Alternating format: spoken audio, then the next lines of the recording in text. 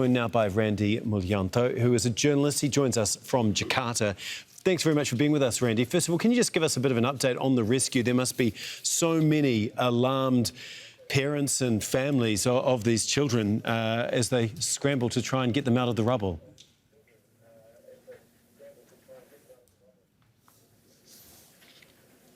That's right, Tom. So the death toll, it's now still at 3, and 38 people are still trapped under the rubble, but obviously the operation is still ongoing.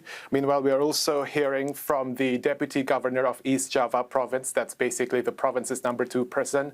He said that the operation is, delicate, and obviously the rubble is prone to further damage, even if with minor movements. Obviously, the search and rescue operation, the operation itself is basically being done very, very carefully. Meanwhile, we're also hearing from Indonesia's Religious Affairs Minister, who said that there will be evaluation, there will be stricter supervision with regards to the construction of the Islamic boarding schools nationwide. So obviously the operation is still ongoing, and obviously parents are worried about their loved ones. Yeah, obviously, like you say, the investigation probably is only in its infancy at the moment, but there was construction work going on in the building. What more can you tell us about that they believe that this had a direct correlation to the collapse?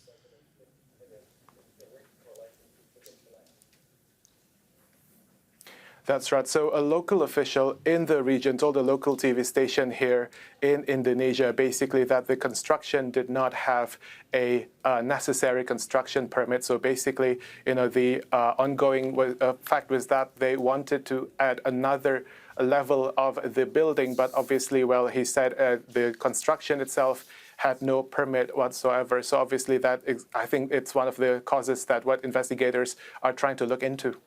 And how, can you just tell us a little bit about the building itself? Obviously used as a school. How old was it? Can you give us any ideas around that?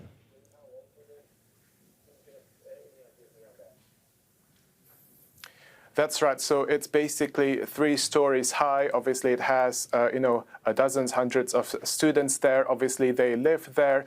Obviously, the building itself, within the building, it has basically living units. It has bedrooms. Obviously, it has places where, these students are learning.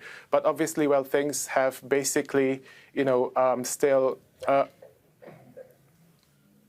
But certainly we're trying to see how, this is going on to see how the investigation is going to go.